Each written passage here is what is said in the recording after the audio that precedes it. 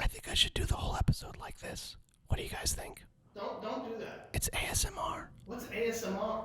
Well, I don't really know what it is either. It's just somebody said I should do it.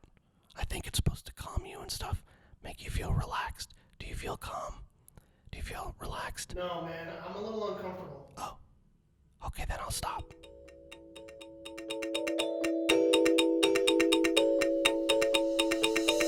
Welcome to Daily News Weekly, where we highlight the stories that you might have missed. I'm your host, Michael Sheridan. Police got a very disturbing call about a man freezing outside, clinging to a pillow, but things didn't quite turn out the way they thought. This incident took place in Minnesota, and it started when someone called the local police department after seeing somebody standing outside. And apparently that person didn't have a jacket on or anything, and they were clinging desperately to a pillow to stay warm because it was so cold, because, it's Minnesota in the winter. So of course, police went to the scene in order to help the man who was apparently freezing in the cold. And what they discovered, shockingly, was that it was Mike Lindell, the CEO of MyPillow. I tried every pillow out there and nothing worked, so I invented MyPillow. Of course, it wasn't actually Mike Lindell. It was just a cardboard cutout that someone, I guess, put outside. The police wrote in their Facebook post, "Those cardboard cutouts sure can look real from a distance." And the caller certainly was not wanting to get too close, thinking, who is this deranged person standing outside in the cold hugging a pillow? I mean, I've seen the infomercial, but I've never used one of the pillows. Have either of you guys ever used them? No. No? I use my teddy bear as a pillow. I mean, I'm sure they're comfortable. This video is going to give you nightmares. Researchers at the University of Michigan recently published a report about arthropods and small vertebrates in a lowland Amazon rainforest.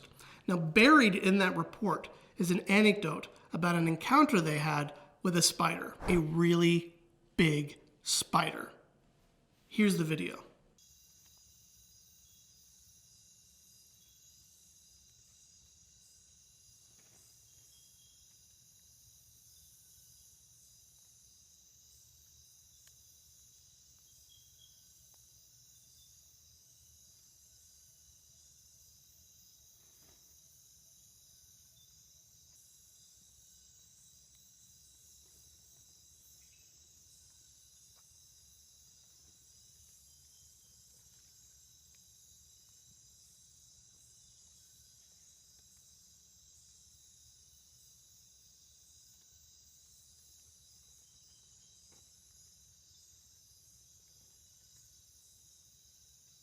Now, when you're watching that video, okay, keep in mind that according to the story, the tarantula is about the size of a dinner plate, right? So you're talking about this big.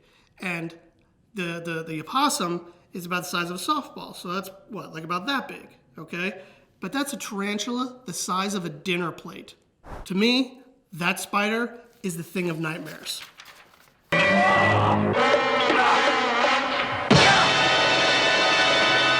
So I'm just going to cut in here quick before we get to the next story and update you all on our Emilia Clarke petition.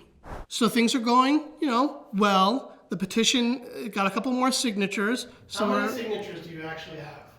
The total number? Total number. We're at 25. 25? Yeah, we're at 25 signatures. I mean, hey, that's like 6 more than we had last episode. So I think we're getting there. Just need everybody to be sharing this out. I know no one seems to believe this is going to happen, but I believe it's going to happen. I believe Emilia Clarke is going to be standing right here, right, or maybe over here. I don't know. But she's going to be standing next to me, and we're going to be recording this show, and it's going to be great. So please, the link is down below. Please sign the petition, share it. Let's get Emilia Clarke on this show. Now on to the next story. These two are taking kissing cousins to a whole new level. Meet Angie and Michael Lee. They are married, and they say they've been in love with one another for their whole lives. Oh, and they're first cousins. This is a lifelong friendship, and we love each other, Angie told the Daily News. This is something that I wouldn't expect people to understand.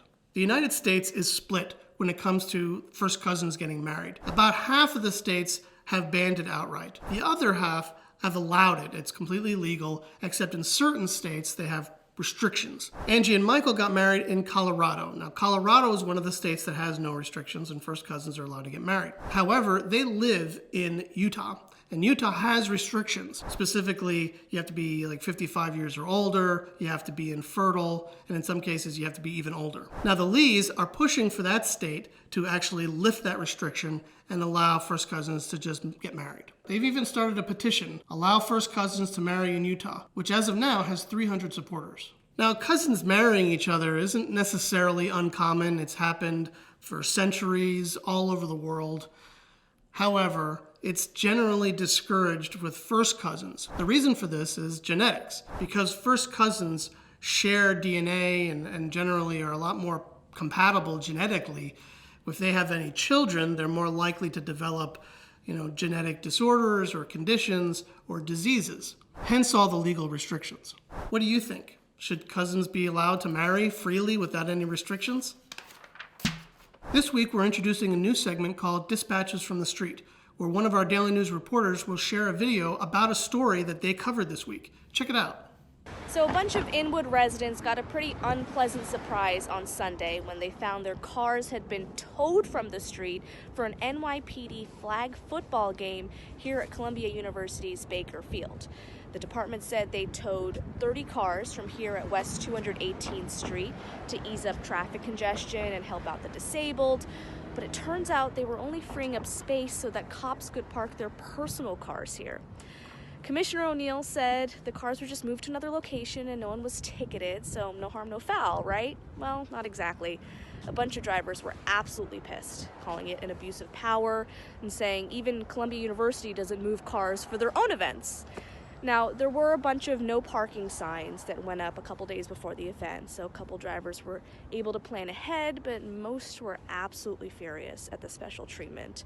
As one resident aptly put it, we wouldn't want the police to pay for their own parking like mere mortals, would we? Let us know what you thought about the new segment in the comments below. And if you want to find ESHA online, her social links are down below. So, guy's getting on a plane, looking to go home, and he gets stopped by the TSA because he's got something in his bag. A rocket launcher. Authorities at the Lehigh Valley International Airport in Pennsylvania stopped a man after they made the shocking discovery in his luggage. The military rocket-propelled grenade launcher was in pieces inside his checked baggage. Officials determined that it was actually a replica, and the rocket was inert. Now, the TSA didn't identify this guy, and they said there wasn't really any danger. But seriously, in this day and age, why would you think you could just take a grenade launcher, even if it's in pieces, and put it in your bag and just bring it onto an airplane? I don't understand what would be going through somebody's head to think that they could actually... Oh. Well, that makes sense. He's from Florida. That's this week's episode. Thank you for watching. And if you enjoyed it, please hit that like button. And if you're so inclined, smash that like button. Don't say smash. Yeah, I said it. Smash it. No smash. Smash it good. And don't forget, if you subscribe to this channel, please ring the bell so you get notifications every time a new episode is posted. I'm Michael Sheridan. My social links are down below. Follow me. I'd love to hear from you, hear what you think about the show. And please don't forget, we've got our petition to get Emilia Clarke to appear on this show. We got to get those signatures, so please share that petition. That'd be great. Now also stick around and maybe click on some of the other videos you see here.